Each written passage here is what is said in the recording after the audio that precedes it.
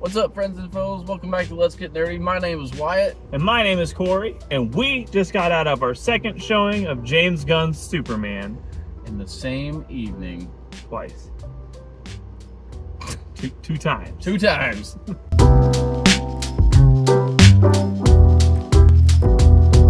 As always, that's right. And this is going to be our full spoiler thoughts, reviews, breakdown. We're not gonna really go through the plot beat by beat, just because I don't know if we could.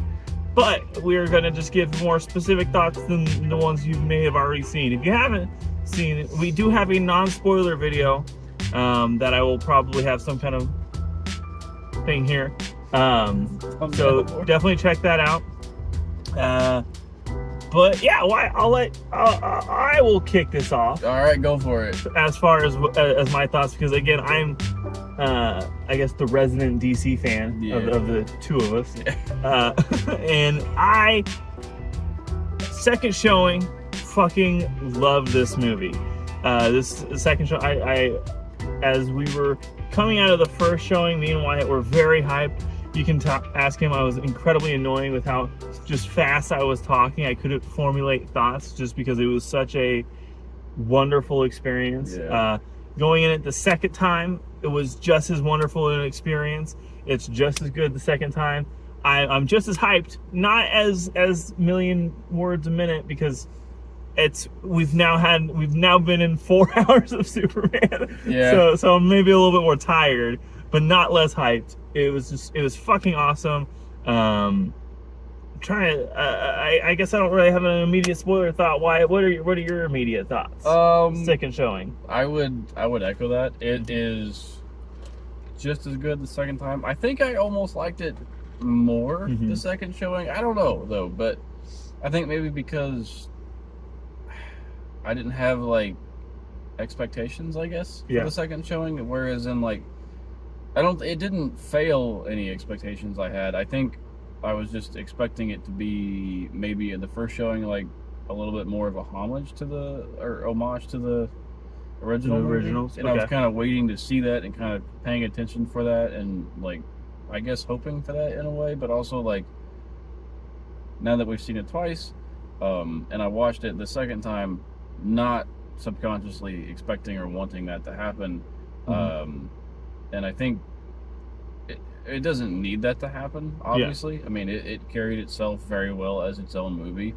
There's a little bit I mentioned in the non-spoiler video. It has sprinkles of like giving respect to the old movies. Yeah, even so as far as going as having Christopher Reeve's son being a news reporter, because he is an actual.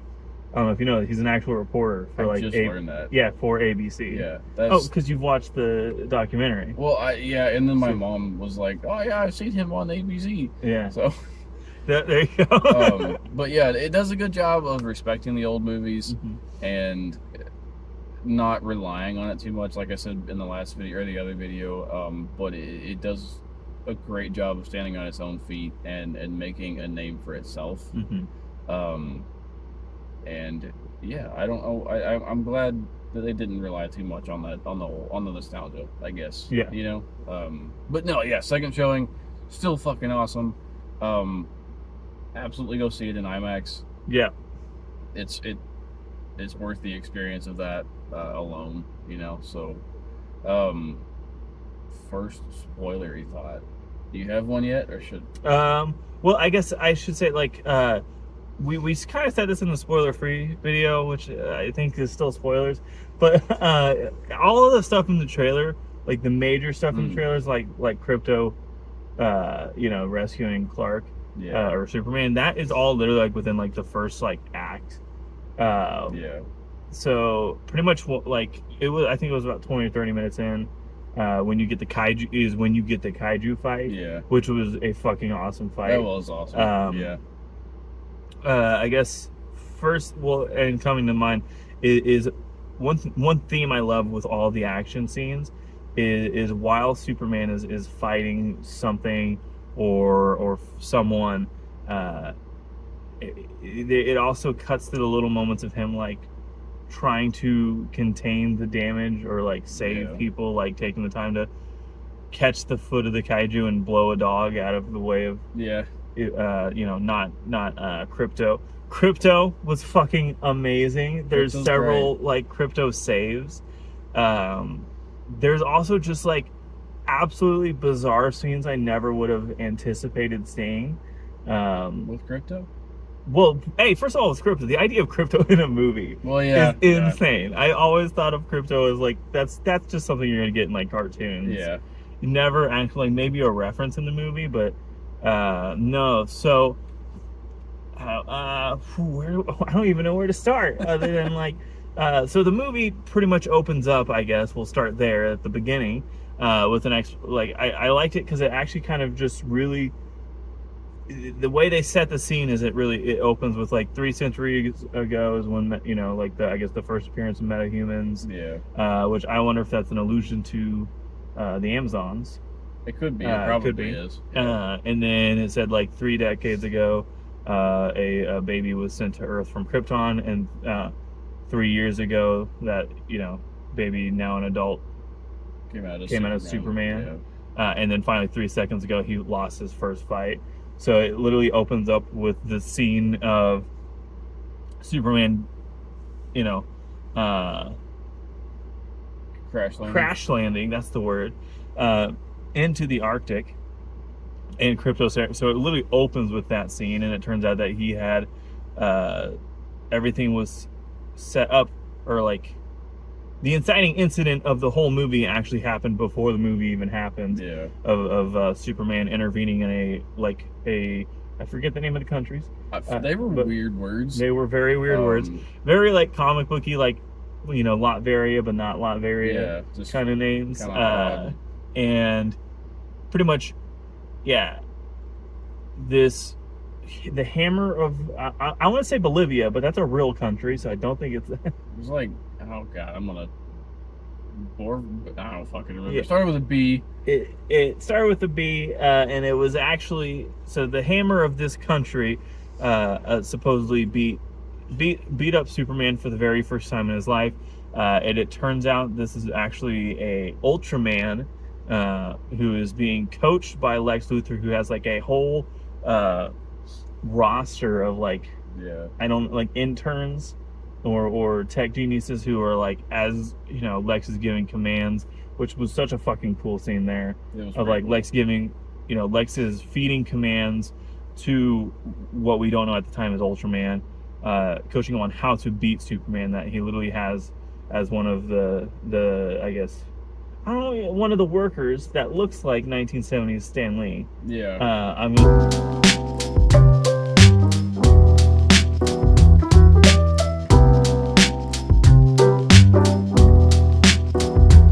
stand by that. Pretty much says he's been studying Superman for years. Yeah. And to the where he has Superman scoped out for a T of like how to win in a fight. I guess, what did you think of the opening? Well, I like the quick exposition, and like just like getting us set up and rolling pretty quickly, and we didn't need to do the whole backstory and watching all that again. I mean, everyone at this point knows that with Superman, I think. Mm-hmm. And they explained it enough that if someone wasn't familiar with it, they could understand it. Yeah. Which is nice. The suit thing that Ultraman is wearing, though, it's pretty badass. Yeah. I like that a lot. That was pretty cool. You know what made me think of? What was that? Because I think this is a reference to something from DC. Obviously, is taken from comics, but for some reason it made me think of Crimson Dynamo, the Iron Man villain. Okay. But there is like an actual, I forget the name of the character from DC that does this. I'll have him like plastered here because I've read comics with him in it. Yeah. But he's never a main villain, so it's always like throwaway thing. Yeah. And I don't even know if it's a 1-for-1. It doesn't matter. I'm making myself look like a fucking idiot. Nope, you're good. But speaking of comic book references, I guess that is my next thought. Is I want to the inclusion of characters like Hawk Girl, Hawk Girl or Hawk Woman, did they say? Hot girl. Hawk Girl. Yeah. Hawk Girl. And Guy Gardner, Mr. Terrific, and Metamorpho was all incredible. Yeah. I love, as the Justice Gang, I you know, like, how do I say it? I love how much they world build of, like, it's not a big deal that there's 4 different superheroes coming together. There's literally a scene where Clark and Lois are talking in his apartment while they're battling something in the background, and Lois is like, shouldn't you be helping them? And he's like, no, it's just an imp they have a handle, that's fine. That was a great scene, though. That was a great scene. The Lois and Clark scenes in this are great. Very great, are very good. You know, the interview that we see in the trailer was very compelling. I love that at first they kind of but like Clark is trying to evoke the, like, changing into Superman. Yeah. But he doesn't do it well because Lois just asks him actually, like, compelling questions, and he immediately, like, breaks down and is like, he gets emotional and, like, it lets his emotion flare and show a lot more than, like, Christopher Reeve did in those movies. Yeah. It's a very different Clark, in that regard. It's a much more modern take. It's much more modern. Yeah. Well, it's not bad, though. It was, I think it almost threw me for a loop during our first showing, because I think, expecting Clark to be more of the Christopher Reeve, like. Well, and there's actually really not that much straight up Clark Kent. There's really not. I think there's, like, so after the opening scene where Superman loses the fight, Clark Kent goes to the Daily Bugle, and I think that's Planet. I even have a cheat sheet right here. The Daily Planet, and he even, like, I forget, you fucking take over. I totally lost my train of thought now. He goes to the Daily Planet, and it turns out he had written the cover story where he interviewed himself. Yeah. It turns out he's interviewed Superman several times. Yeah. I like I caught up with him after the fight. Nice guy. Well, it's interesting that Lois is calling him out on that stuff. Yeah. And makes it a point to be like, you can't. Yeah, ethically, there's that. A lot of issues with this.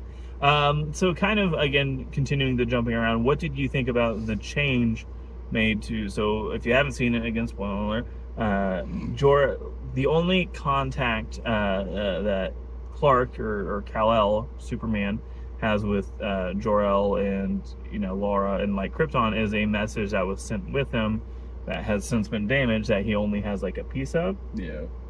It turns out, when they unlocked the actual whole message, which was unlocked by the engineer and Lex Luthor, which is a whole other thing we can talk about in a moment. Yeah.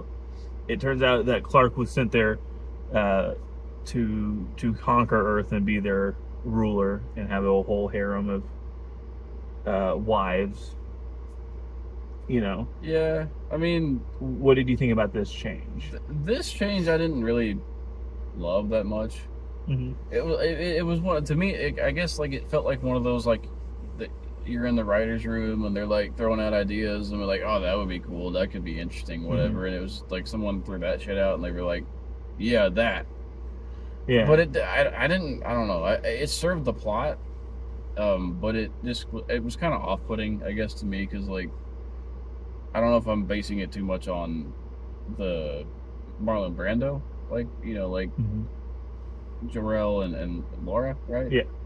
They're just, like, they're good people. Yeah. And that carried forward with Clark to find Martha and Jonathan. And I guess I don't know, it was just weird that, I don't know if I guess it was just weird that they're just kind of shitty people, they're like, they wanted him to go conquer shit instead of, like, go just be good and do good. So that wasn't my favorite thing.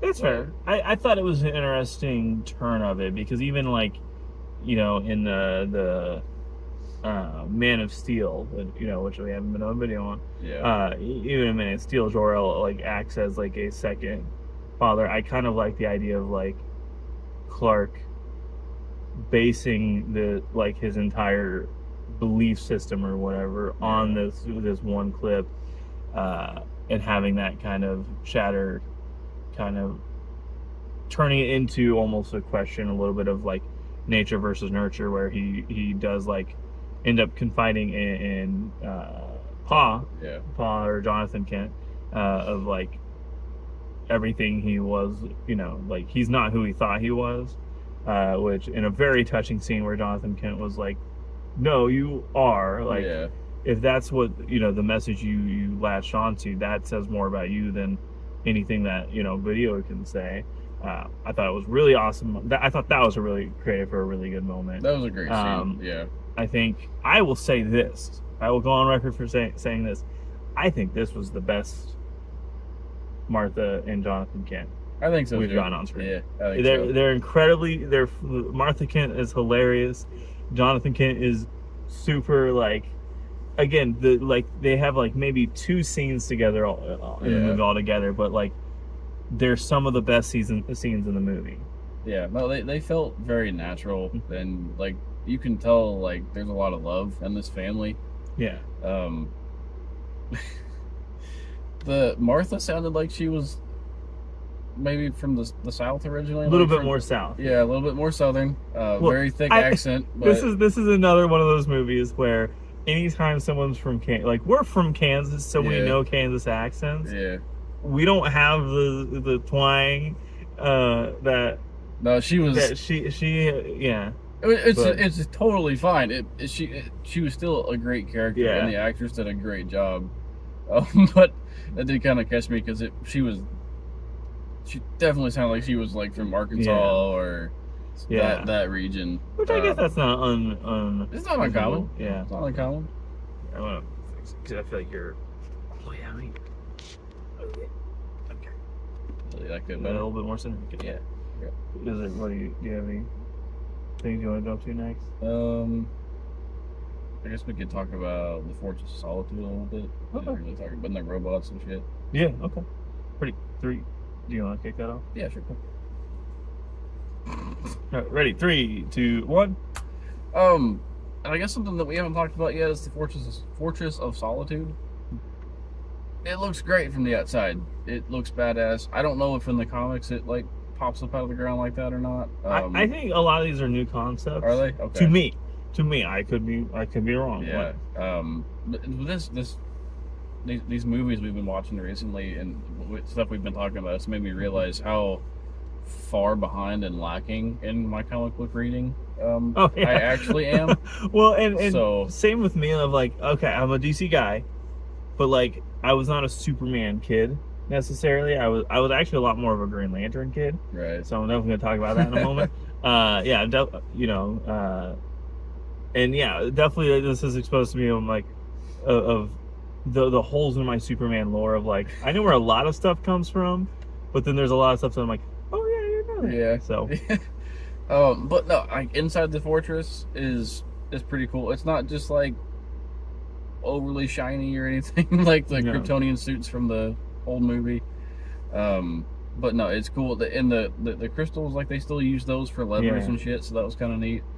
The robots or automatons, whatever the hell you want to call them, they were really cool. They were funny, and I thought that sounded like Alan Tudyk. It was. And it is, so that was pretty cool.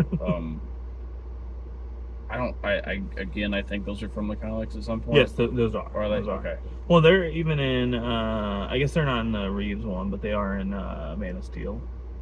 A version of them are. Yeah. Okay. Little weird floating thing. Yeah. Yeah. Well, in this Fortress of Solitude, I would say like the design, like once you get in it, is a lot more like the All-Star Superman, with like the circles and stuff like that. Kind of the otherworldly technology, but still being like not just crystals and holes. Yeah. With hologram, like not as nebulous as the Reeves. Right. Superman. Right. But yeah, I love the design of the Fortress of Solitude. I guess leading to that, I love one of my favorite scenes, or like one of my is Lex discovering it, and this is where you get another one of the clues of like who Ultraman is, as like, how do I say it? Lex as a whole, I just fucking love Nicholas Hoult as Lex Luthor. I think he plays it to. He does not do at all like for one scene. I would say he does like the charming, cool guy, Lex Luthor, like that. Well, it's so different than any of the iterations I feel like we've seen. I feel like Gene Hackman, obviously just played a little bit more of the like cartoon villain. You know, I'm the greatest criminal in the world. Yeah. Kind of a little bit more of a golden age comic booky feel. Jesse Eisenberg. I think the Jesse Eisenberg version of Lex Luthor is interesting in concept. But that's a whole other discussion. That is a whole other discussion. And this one, like Nicholas Hoult just plays him absolutely like slimy. Like they're like a stuck up little kid almost. And the scenes where he is just calling out attacks and stuff like that, that is super cool. And then the scene of him, like, one of the coolest outfits in the movie is when he is in the Arctic and he has like that black overcoat with the glasses on. It looks sick as shit as he's like just walking to the Fortress of Solitude, like while the engineer is killing the automatons in Ultraman. I don't know what my point is, but I really liked Nicholas Hoult as Lex Luthor. One thing. So you asked me in the previous video of like how much was taken from like All-Star Superman. And while I don't think a lot of stuff directly, I think mostly it is in terms of the vibe. That was the goal. One thing I do feel like was taken from All-Star is there is a moment in All-Star Superman where like Lex finally admits like what his beef with Superman is, and it's this idea that he is somebody who his whole life has worked so hard to be an exceptional person, like intelligence, physicality and all that. And he's, no matter what, like he's bested by this guy who has just been gifted these great abilities. They kind of play into that here, where when Ultraman and it's finally revealed that Ultraman is a clone of Superman, which I'm very excited about that as a concept. For one very specific reason we'll get into. I'm just gonna hold Wyatt here hostage while I talk to him about Superman and DC. But Superman calls him out and he's like, you're envious. And Lex is like, yeah, absolutely I am. He literally goes, no shit. Which I thought was great. I guess to jump to it, because I mentioned Ultraman, the reveal is, and a lot of people predicted this, that he was a clone. I think a lot of people are gonna like hope that it was going to be like Bizarro, but it was just kind of a straight up clone. And the reason I'm excited for that, Wyatt, because that sets up the possibility for Connor Kent, Con-El, Superboy, one of my favorite characters, a character that I think I enjoy quite a bit, because in the comic books, I don't know if you know, he is not only a clone of Superman, but he's also, his DNA is mixed with Lex Luthor's. Oh, okay. I did not know that. Yeah. Okay. So that's why I think I think it's setting up for that. So I'm super excited for that. I can see that. Just because, like, man, this movie is chock full of so much shit that I didn't think I'd ever see on screen. Like, I was sure, like, after the Ryan Reynolds Green Lantern was not good, I was sure we were going to get a different version of it, and we are, because we're about to get the Lantern show. I did not think ever in my fucking lifetime would I see Guy Gardner on screen as in a movie.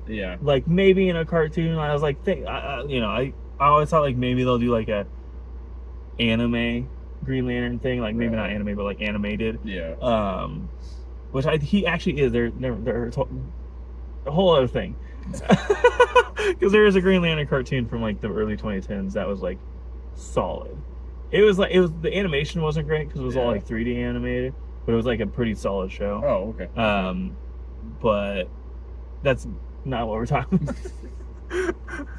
about. But yeah, Guy Gardner, I thought they nailed his mannerisms absolutely, like getting offended at Lois Lane when she says that his haircut should be against his vows. And he was like, what should be, but getting his badass moment. So the finale of the movie is between Metropolis and the border of the two countries that I don't remember the name of.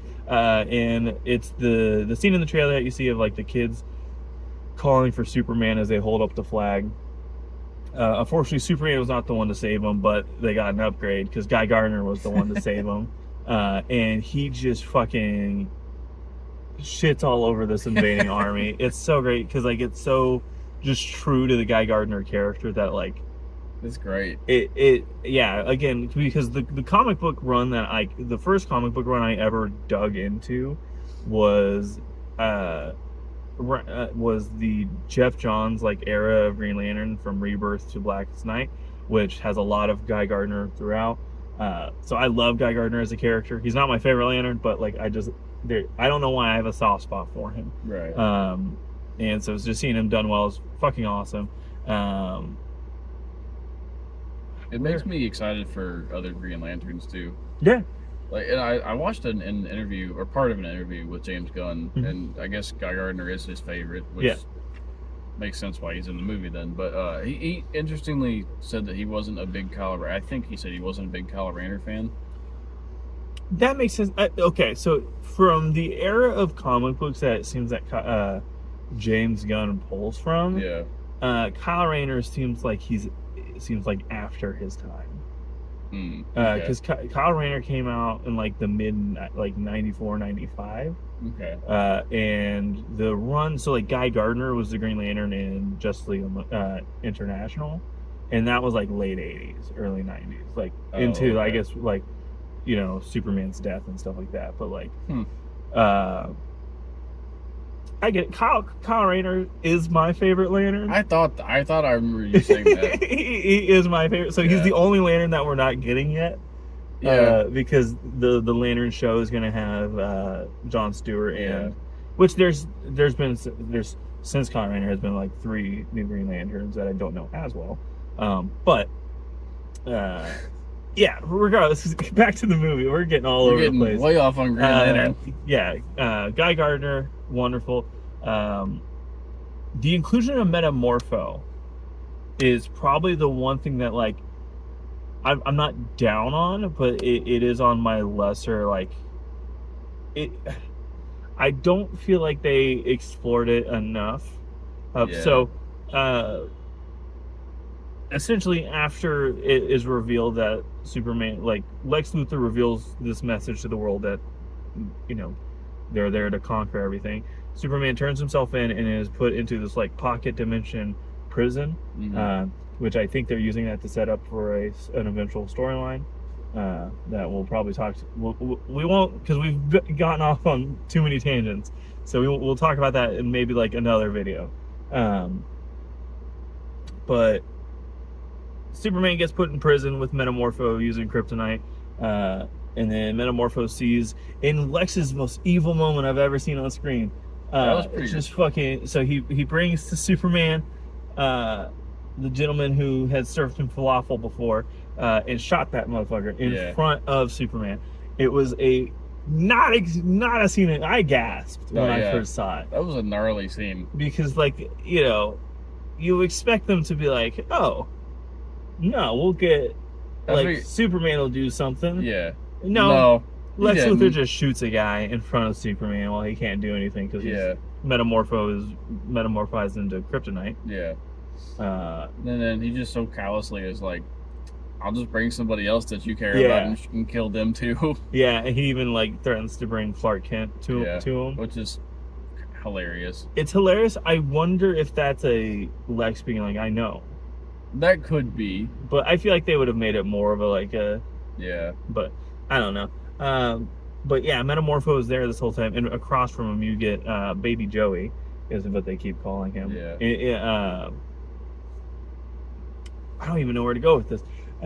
But like the turn was so fast, and Metamorpho, it just like it's.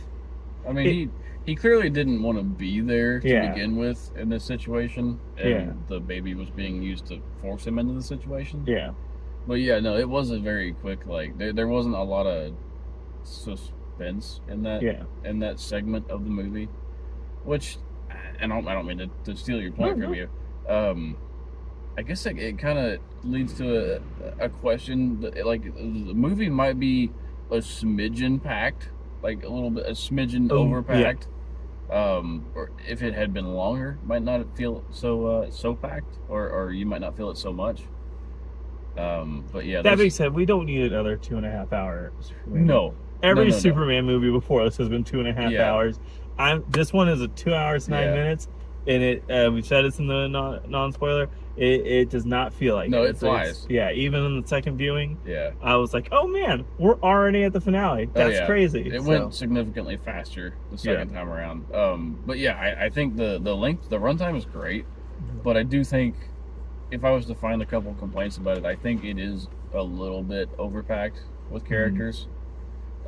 Just because they don't all get a lot of screen time, and I feel like Superman should have the bulk, obviously, of the screen time. But it was great to see Guy Gardner. I'm not saying that wasn't great, but yeah, I can see the Metamorpho thing not needing to be there. Yeah, I understand its purpose. I just think it could have been a bit more explored because, like, if you've ever seen like there's like a Justice League Unlimited cartoon episode about Metamorpho. Yeah, and it's one of the best episodes. The Metamorpho does have a really cool like backstory, and I'm sure we'll get more of that because I think James Gunn has indicated that like they're already kind of starting to work on the sequel to this. Oh, okay. Which is great. Which, side note, before you continue, I'm sorry, just seeing the Hall of Justice like in a movie was so cool. That's actually something I wanted to get back to. Is all of the references of the world building, like they do like I think it's like Big Belly Burger, which is like just something from the DC universe that's always around, but then seeing like Stag Industries, which is another one of the like, I was gonna ask you what that was. I saw the reflection of the name. It's fun. Like I could like that's one of those things I feel like I could have told you any other like other than like it's just another kind of one of like Stag, like Star Industries, kind of like another one of the same with we had Max Lord, Sean Gunn's Max Lord up here for a second, who has his own shit going on. He's the one who in the comics Justice League Unlimited International, he's the one who funds Justice League International, but he turns out to be a bad guy in the whole thing. Surprise. And so there's so much like world building, that like it makes it just feel like a world of superheroes in such a believable way. And it's fucking awesome. And I do want to say to that point, like I know I mentioned that it does feel overpacked, but I think that's also a very good point, that it does feel like a naturally filled world of superheroes. It doesn't feel like nothing feels forced or anything. It all flows well together and makes sense. And there is just a large cast. That's just all I was trying to make a point of. Absolutely. But it does feel like a nice, like nothing feels. It feels like the people in this world are used to the fact that they're superheroes, and it's just a common thing. It's not like we're being introduced to it with the people in the world of the movie. So. It's grounded within its own world. Which is what I really like. I guess getting to some more of the like, and I'm kind of getting some more of my clarified thoughts now. I want to like the action scenes are all great. Like James Gunn, I think, just has a knack for like, how I say it, like it never just. He has a knack for never having like fight scenes feel like noise. Like the big like CGI fight fest where like, in Guardians 2 when they're like fighting Ego, it like you can so clearly track the action and what's going on. Whereas I think there's a lot of other instances where like, I guess comparing it to Endgame, as great as Endgame is, sometimes there is like it becomes noise, and or I actually think Age of Ultron is one that suffers from that more of like it's just kind of noise, and it's not necessarily like you like the action itself does not convey a story. I think James Gunn is just a better director, a far better director than Joss Whedon. Right, and I'm not, and I'm not trying to, shit on Joss Whedon, which he's not a great person, so I don't care. I don't shit on it. I don't know what I'm saying. but the action itself is great. It is. Again, the little touches of like Superman, like at one point, like as the kaiju he's fighting like falls back into a building, he like stops some momentum, and then like checks on the people afterwards. It was fucking. That's wonderful. That was cool. Like as the Justice Gang shows up, he like. And they're being a little bit reckless. He like protects a little girl from that was a great scene too. Yeah. He saves a squirrel. He saves a squirrel. That was cool. And they even throw out a line there of like he doesn't kill unless it's like absolutely necessary. Yeah. So like they're not even establishing that like there's not an absolute no kill rule. Yeah. Which I think that I like that because it's just kind of like, all right, we're saving ourselves from it. It just alleviates the Man of Steel. Yeah. Drama. Yeah. But man, I don't know where else to go from here. I was just gonna. I guess I'll say too. Yeah, the fight scenes they're great. And they're all very fluid. And I mentioned this in the last video, but I'm gonna mention it again because it stuck out to me again. I guess 2 points actually. The flight scenes. Yeah. With Superman, fucking great. Love it. Yeah. It's just I don't know. I love it. And I guess like at the beginning of the movie when it's about to roll into the title sequence, and he takes off from the fortress to go back to Metropolis. Yeah. And he's kind of bobbing and weaving through ice and stuff. I don't know. That almost teared me up this second showing. It didn't the first time, but the second time it just really got me because it's just such a cool sequence. And I wanted to mention again the music. The music is great in every aspect of this movie. There's some punk songs that are fun. Yeah. The Superman theme is great, and Lex's theme, like when he's creeping through the Arctic up to the fortress and shit. Yeah. That's a fun theme too. And it's such a and it like has a darkness to it. It does too. Yeah. Like it almost was like a hopelessness to it. It does, but it's also clever at the same time. Yeah. Which is very fitting for Lex. There was one other thing I was going to say, and it just left my mind. Okay. So if you have anything else, I'll try to remember it. Just there's so much. You got it. I got it. Go for it. Okay. It's I wanted to. I don't know. I had a very minor complaint about this movie. Okay. I wish. Okay. I think it's really interesting that it opened with Superman having gotten his ass kicked. Yeah. And that theme kind of continues through the movie. Yeah. But I wish it felt like he got his ass kicked a lot. And I kind of wish he would have done a little bit more ass kicking, I guess. And he fought pretty well, but yeah, I think I get that, but I think they were really just trying to sell that like Lex had this lasered in, and and it works. It doesn't ruin anything. I just wish there was a little bit more of like, I don't know, Superman throwing some heavy hits against Ultraman mainly. Yeah. Oh man, but that I did love that fight of like, oh man, there's so much to call out. Like, I love just the creativity of the action. I think that's something I was trying to mention. Yeah. Is like when they're in the pocket dimension, they're like making something like Superman like getting swept away in a particle river, I think is what they called it. That was very interesting and unique. Yeah, into like a black hole, and like is rescued by Metamorpho, but ends up rescuing Metamorpho at the same time. Like while he's holding Metamorpho's baby, it was and so then cool. holding Crypto. Yeah. It's I feel like I guess that's where I'm gonna end my point on, because it's just I feel like I'm too scatterbrained to keep talking. Yeah, it's late. It's very late, and I'm very excited. Yeah. Is this movie just feels like such a celebration of Superman of all kinds of, like, they kind of it's a very modern take, but they also do like delve into kind of the like 50s weirdness that DC would often get into with like Particle River and like Superman rescuing everybody with just by like using his super breath. They even kind of give Jimmy Olsen his own like they tease that Jimmy Olsen has a whole world of his own going on with like how like turns out he's been, we fucking left that out. Eve Tessmacher, the way they use her in this movie is incredible. She, it's just all fucking, it's just such a wonderful like celebration of Superman. Yeah. But it like stands on its own. Overall, I just think it's a fantastic fucking movie. And I don't know what else to say.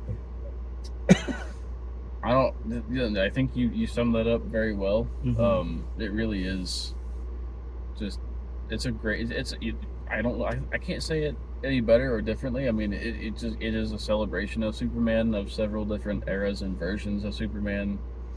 But it does stand very well on its own, and it is also like it's a great.